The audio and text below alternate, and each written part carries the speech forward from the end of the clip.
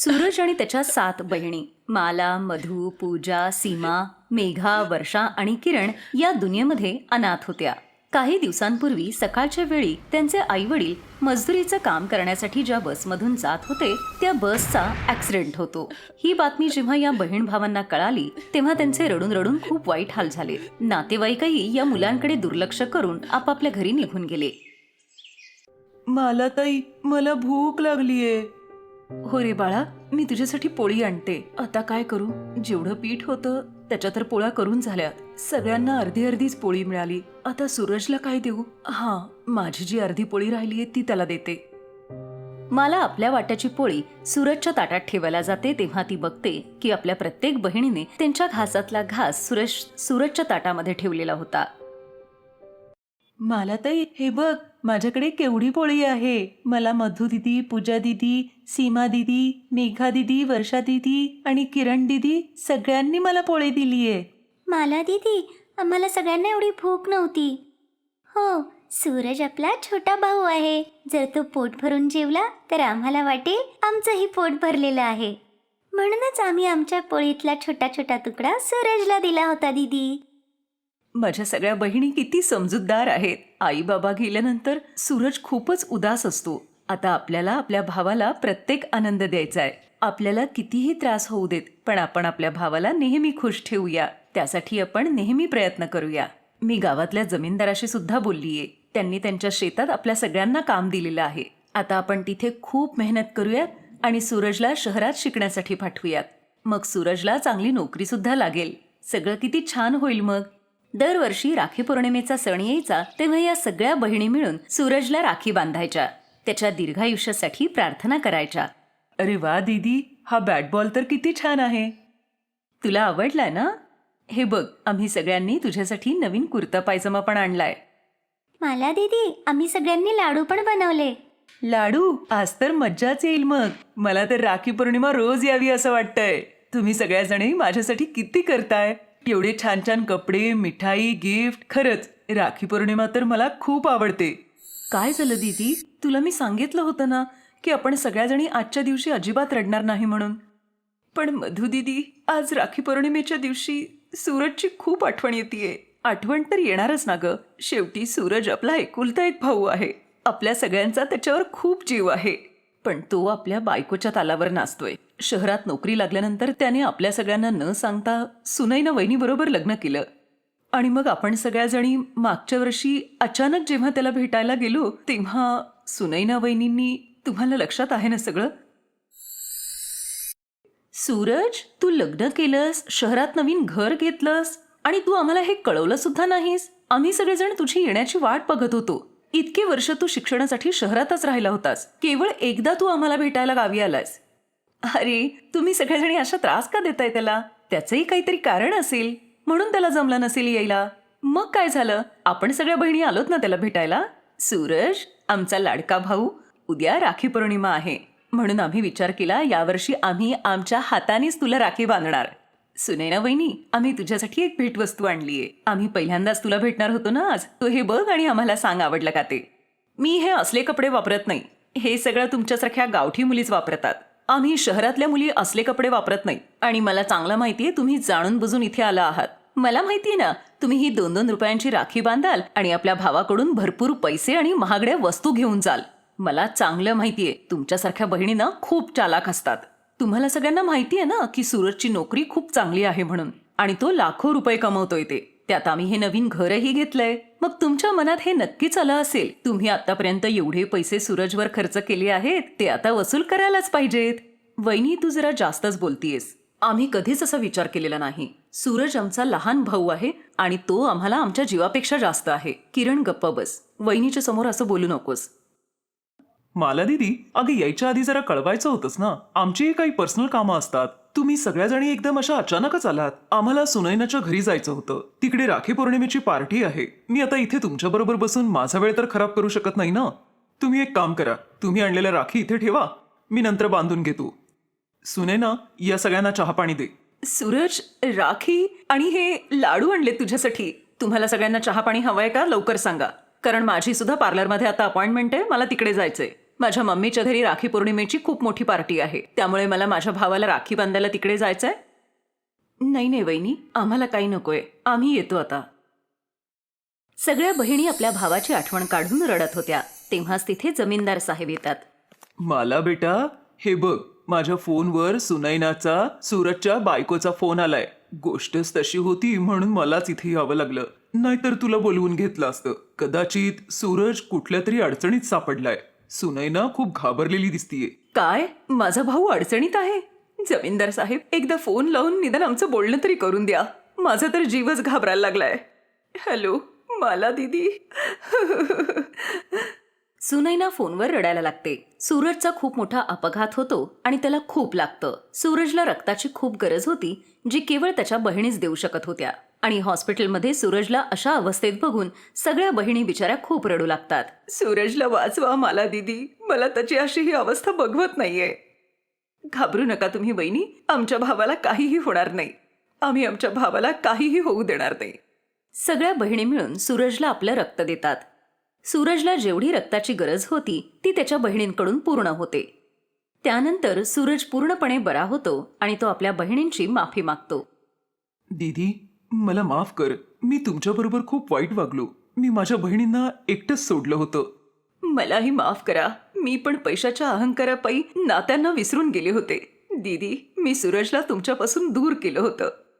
नाही नाही, तुम्ही दोघं रडू नका. आमच्या लाडक्या भावाला आम्ही सगळ्याजणी असताना काहीच होऊ शकणार नाही. मधू, पूजा, वर्षा, सीमा, किरण, चला आपण सगळ्याजणी मिळून आपल्या भावाच्या हातावर राखी बांधूयात आणि हे रक्षासूत्र त्याच्या हातात बांधून त्याची दृष्ट काढूयात. त्याची सगळी बला आपल्यावर येऊ देत, तुला दीर्घायुष्य मिळू देत. आम्ही देवाकडे फक्त एवढीच प्रार्थना करतो. आणि मग ते सगळेजण आनंदाने एकत्र येतात.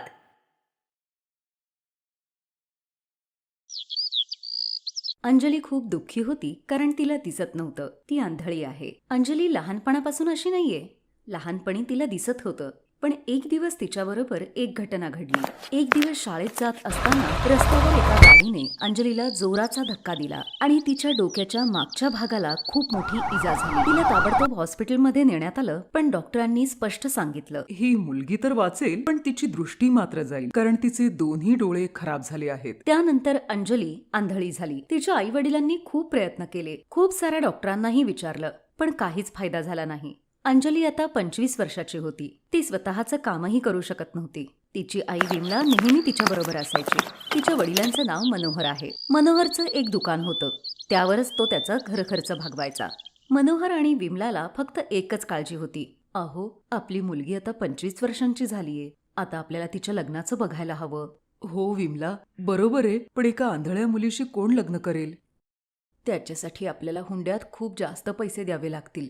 आपल्याकडे तर फक्त एक दुकानच आहे, तेच गहाण ठेवूयात. अंजलीच्या लग्नाबद्दल ते दोघं आपापसात बोलतच होते.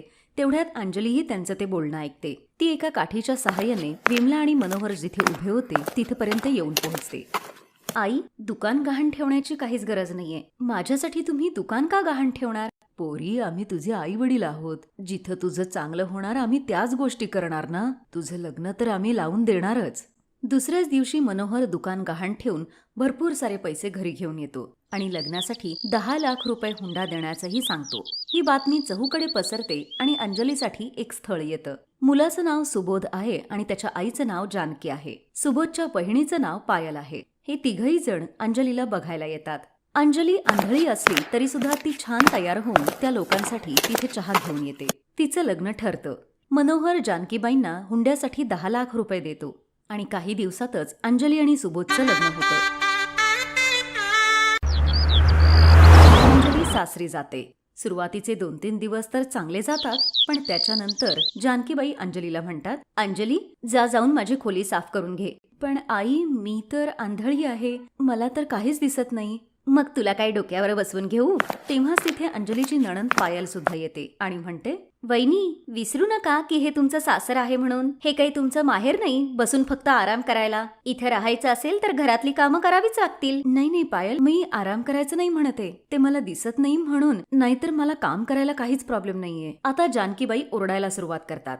गप्प बस ग तू. कामचोर कुठली, स्वतःच्या आंधळेपणाचा फक्त फायदा घेत असते. मी जे सांगतेय ते चुपचाप नीट ऐक, नाहीतर मारून मारून इथून हकलून देईन बघ तुला. हे ऐकून अंजली खूप घाबरते आणि तिला खूप भीतीही वाटू लागते. याच भीतीमुळे ती बिचारी कशीबशी जानकीबाईंच्या खोलीपर्यंत जाते आणि त्यांच्या खोलीत झाडून घेऊ लागते. पण तिला तर काही दिसतच नव्हतं. असंच झाडून काढता काढता ती बिचारी त्या खोलीत असलेल्या टेबलाला जाऊन धडकते आणि त्याच्यावर असलेला फ्लॉवर पॉट खाली पडतो. त्या आवाजामुळे जानकी आणि पायल तिथे लगबगीनं येतात. अरे देवा देवा, सत्यानाश केला सगळा. तोडलास तो फ्लावर पॉट. एवढा महागडा होता तो. अंजली रडत रडत बिचारी माफी मागते. माफ करा आई, माझ्याकडून चूक झालीये. मला कळालंच नाही की तिथे काहीतरी आहे. मी तर आंधळी आहे. परत तेच सांगतेस तू? आई, वहिनी अशी सुधारणार नाही. एवढं बोलून पायल तिथून 2 काठ्या घेऊन येते आणि दोघी जण मिळून तिला बिचारीला खूप मारतात. अंजली बिचारी खूप रडते. त्याच रात्री सुबोध जेव्हा घरी येतो तेव्हा अंजली त्याला सगळं सांगते. ते ऐकल्यानंतर सुद्धा सुबोध आपल्या आईला आणि बहिणीला सपोर्ट करतो. अंजलीला कळतं की ही लोक अशीच आहेत. त्या दिवसानंतर अंजलीवर रोजच असे अत्याचार होऊ लागले. काही दिवसानंतर सुबोध जानकीबाईंना म्हणतो, आई, तू मला हुंड्यासाठी लग्न करायला सांगितलंस. मी ते केलं, पण माझं नंदिनीवर प्रेम आहे. मला तिच्याबरोबर लग्न करायचे आई. मला माहितीये सुबोध, पण त्याच्या आधी या अंजलीचं काहीतरी करायला हवंय. माझ्याकडे एक आयडिया आहे आई. पायल ती आयडिया सांगते आणि हे दोघंही ती आयडिया करायला तयार होतात. दुसऱ्या दिवशी सुबोध अंजलीला एका चांगल्या डोळ्याच्या डॉक्टरांकडे जाण्याचं सांगून घरापासून लांब नेतो. तो अंजलीला घेऊन एका जंगलात जातो. त्या घनदाट जंगलात चहूबाजूला कोणीही नव्हतं. अंजलीला काहीतरी विचित्र वाटतं. ती म्हणते, हे तू मला कुठे घेऊन आलायस? जवळपास इथे कोणी माणसं नाहीयेत का? हो आहेत ना. तू काळजी करू नकोस अंजली. आजच तुझे डोळे पूर्ण बरे होतील बघ. तुला पुन्हा दिसेल बघ. तू इथेच थांब, मी आत्ता येतो, ठीक आहे? एवढं बोलून सुबोध तिथून निघून जातो. अंजली एकटीच त्या जंगलाच्या मधोमध उभी होती. संध्याकाळ होते. खूप वाट बघितल्यानंतरही सुबोध जेव्हा येत नाही तेव्हा अंजलीला सगळ्या गोष्टी कळतात आणि ती बिचारी रडू लागते. हे देवा, हे सगळं माझ्याबरोबर काय घडतंय? का घडतंय? मी आंधळी आहे. याच्यात माझा काय दोष आहे? तेव्हाच तिथे एक म्हातारी आजी येते आणि तिला म्हणते, ओरी, तुझ्याकडे काही खायला आहे का ग? मी 2 दिवसांपासून काहीही खाल्लं नाहीये बघ. अंजलीकडे केवळ 2 बिस्किटं होती. त्या म्हाताऱ्या आजींचा असा केविलवाणा आवाज ऐकून तिला त्यांची दया येते आणि ती 2 बिस्किटं ती त्या आजीबाईंना देते. आणि अचानक एक चमत्कार होतो. ती म्हातारी आजी जंगलच्या देवीमध्ये रूपांतरित होते. अंजली, मी या जंगलाची देवी आहे. मी म्हातारीच्या रूपात तुझी परीक्षा घेत होते. तुझ्याजवळ आता या 2 बिस्किटांव्यतिरिक्त काहीही नव्हतं. तेही तू मला देऊन टाकलेस. मी तुझ्यावर प्रसन्न आहे. बोल, तुला काय हवं आहे? देवी माते, मी आंधळी आहे. माझ्यावर कृपा करून माझी दृष्टी मला परत द्या. जंगलातली ती देवी आपल्या जादुई शक्तीने एक जादूचा चष्मा आणते. अंजली, हा एक जादूचा चष्मा आहे. हा घातल्यानंतर तुला लगेचच सगळं दिसू लागेल. अंजली त्या जादुई चष्म्याला घालते आणि तिला सगळं दिसू लागतं. झाडं, पानं, फुलं, जमीन, आकाश सगळं दिसू लागतं. अंजली खूप खुश होते. हे देवी माते, तुझे खूप खूप आभार. आता मला सगळं काही दिसतंय. मला एवढा आनंद आतापर्यंत कधीच झालेला नव्हता. अंजली जंगलातल्या त्या देवीचे आभार मानून तिथून निघून जाते. ती इकडे तिकडे फिरून दुसऱ्या दिवशी सकाळी आपल्या सासरी परत येते. पण तिथे गेल्यानंतर ती पाहते की सुबोधने नंदिनी नावाच्या मुलीशी लग्न केलेलं आहे. अंजलीला बघून ते सगळेजण खूप आश्चर्यचकित होतात. अरे, तू इथं कशी काय आलीस? तुला तर काही दिसत नाही ना? हो हो, तू तर आंधळी आहेस ना. तुला तर एव्हाना त्या जंगली प्राण्यांनी खायला हवं होतं. एवढ्या घनदाट जंगलातून तू परत कशी काय आलीस? हे ऐकून हसत हसत अंजली म्हणते, मला माहित होतं की तुम्हा लोकांना मला मारून टाकायचंय. केवळ हुंड्यासाठी तुम्ही मला या घरची सून बनवली आहे. पण आता मी सगळं काही बघू शकते. आता मी तुमच्या सगळ्यांची मजा बघते. हे ऐकून सगळेच जण हसू लागतात. पायल म्हणते, तुला काय वाटतं, तू एकटी बाई आम्हा चौघांना हरवू शकतेस? तेव्हा सुबोधची नवीन बायको नंदिनी तिला म्हणते, मला माहितीये की हे सगळं हे कसं बघू शकते ते. तिला कुठून तरी हा चष्मा मिळालाय आणि त्याच्यामुळेच ही बघू शकतेय. हा, तू बरोबर बोलतीयस. आधी तर हा चष्मा नव्हता. सुबोध, हिचा चष्मा काढून टाक. मग आपण चौघं मिळून हिचा जीव घेऊयात आणि मग तिच्या घरवाल्यांना सांगूयात की अंजली कोणाबरोबर तरी पळून गेली म्हणून. सुबोध अंजलीच्या दिशेने जाऊ लागतो. अंजलीने आनंदाच्या भरात हा विचारच केला नव्हता की हे लोक तिला इथेही मारू शकतात. अंजली आता घाबरते. चौघच्या चौघं अंजलीला मारण्यासाठी तयार असतात. तेव्हाच एक चमत्कार होतो. अंजलीच्या त्या जादुई चष्म्यातून एक चमत्कारिक प्रकाश बाहेर येतो आणि त्या प्रकाशात हे चौघही जळून खाक होतात. वाचवा वाचवा! अशा प्रकारे त्या चौघांचाही खेळ संपतो आणि अंजलीला न्याय मिळतो. तिला माहित नव्हतं की तिचा हा जादुई चष्मा असंही काही करू शकतो. ती मनातल्या मनातच जंगल देवतेला नमस्कार करते आणि यानंतर ती आपल्या माहेरी येते. घरी आल्यानंतर ती आपल्या आई वडिलांना सांगते. ते लोक अंजलीला सपोर्ट करतात. त्यानंतर अंजली आपल्या जादुई चष्म्याबरोबर अगदी आनंदाने आपलं जीवन जगू लागली. Best buddies.